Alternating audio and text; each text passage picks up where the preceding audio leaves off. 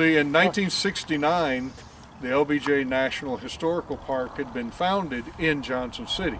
It was just that boyhood home. That was the original part of the park. Really? Wow.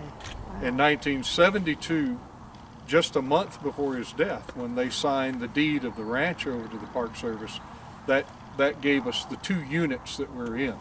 So we're the only presidential site that basically has a full circle of the president's life. We got the house he's born in, the house he grew up in, the first school he went to school in. Wow. A lot of the little town, Johnson City, is either part of us or we cooperate in management and operation of historic sites and buildings over there. And then of course the Texas White House, which got its fame from being this is his version of Camp David. This is where he came to meet with others, to have head of state events here. They all flew into the hill country rather than going to Camp David or somewhere else. Texas hospitality. Yeah. Did he have a landing strip here too? You'll see it. Oh.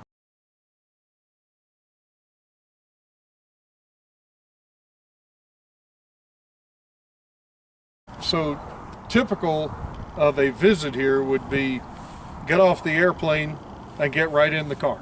Okay. And first thing you do is you get a tour. So what I do now with the generous donation of our friends group, if the weather's good, I pop the top on a 1965 Lincoln Continental convertible, and in LBJ style, I give them the same tour like the president would have given you. So when you come in and he's driving you around, and you get a personal tour of the ranch.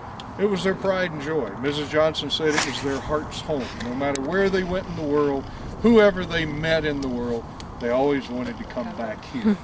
So the world discovered the hill country of Texas in the 1960s, and the local folks benefited from that a lot, because when they had head of state events, they always issued invitations to friends and people in Johnson City and Stonewall and Fredericksburg to come out and be a part of it. Nice. Hardly ever did a presidential aircraft leave here outbound for Washington that there weren't some local folks on it that were going to get a VIP tour of Washington and an overnight in the White House. So they shared the perks of the office with the local folks, and a lot of there's a lot of houses you go in around here, and there's certificates hanging on the wall of welcome aboard Air Force One, and the date they flew. And that kind of thing. So, but the barbecue grove there is the same one that they is where they hosted all the head of state barbecues.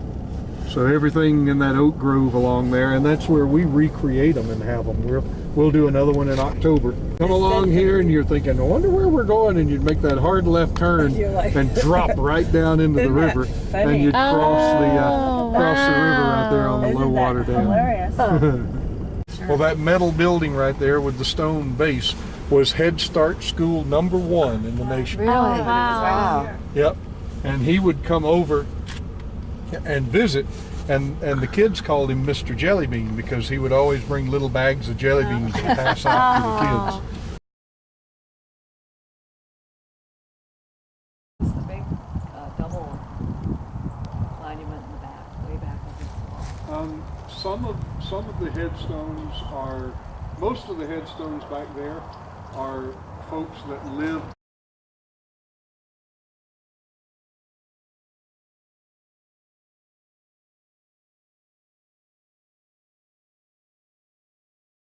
See them running up the airstrip up there. So the airstrip was 6,400 feet total length. It was long enough to land a 737 or a DC-9. Wow.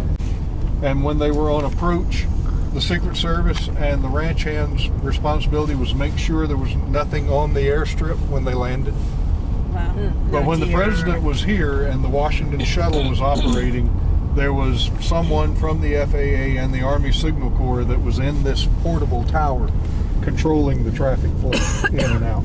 And that radio tower that you see that's up on the north end of our property literally has a regional reach. So aircraft on approach could radio in, and they knew when they were still 30, 45 minutes out. Behind us would be a Secret Service chase car with a fully stocked bar in the trunk. Really? And Oh my when the gosh, president's that's hand hilarious. went out the window and the styrofoam cup was in his hand, that meant, boys, I'm empty, time for a refill. The president did the driving on the ranch. He didn't get chauffeured around. So when he was showing people around, it was their job to keep the cocktails filled and funny. open and close the gates How funny. as they were moving. Now, was that Now more? the show barn was built in 1964. Mrs. Johnson replaced the original with this one to get the cows away from the house. And of course this was going to be on the tour because he wanted you to see his prize winning animals. Right, right. So we don't want to have to put our cocktail down. So the show barn is built wide enough So you can so that the Lincoln would go right Right down through the here. middle of it. So that the president of Mexico can come up and basically just drop his line in the water. Really? He's sure to catch a fish. Well, a few days before, Lucy's up here riding around on her bike, and she comes up the leaky tank, and it's like full of fish. So she has a party with all of her girlfriends in the community, and they come up and catch fish, and they caught all the fish out of it. So when the president of Mexico comes up, LBJ brings him up and says, "See if you can catch a fish there." Can't catch a thing. Because there's no fish there. Lucy had already caught him out, given them to the ranch hands. They had a big fish fry, and the fish were all gone. That's too funny. So when he became president, he kept 5 Jetstar in his fleet. So how many were able to fly in there? It has a capacity of 13. 13, wow.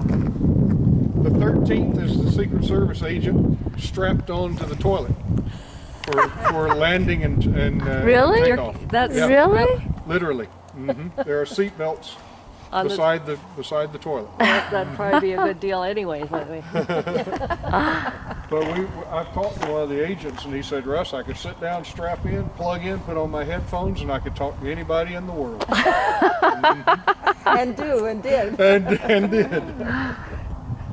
He liked this airplane because it flew faster and more efficiently than the Boeing 707. And because of its size, it was much more maneuverable to get in and out of smaller airports.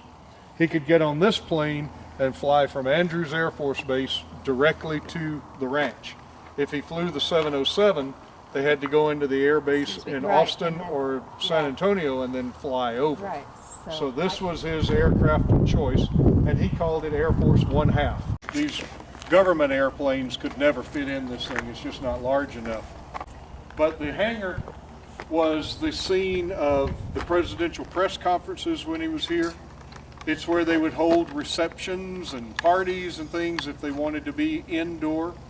And they turned it into a movie theater and regularly had the local folks come in and join them for first run movies.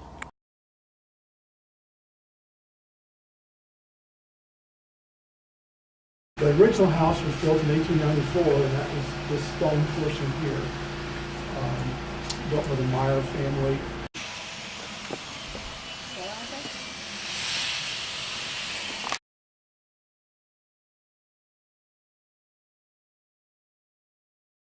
She's usually got a Secret Service agent either with her or close behind, you know, all the time. But she gets married, and along comes Lyndon, her firstborn. She comes home one day, and her Corvette's gone, and there's a Lincoln Continental town car sitting in the driveway. And she asked her husband, Pat Nugent, she says, "Where's my vet?" And she says, "Your dad came and got it and left you this car. He says you're a married woman with a child now. You don't need a sports car anymore." She must have loved that one.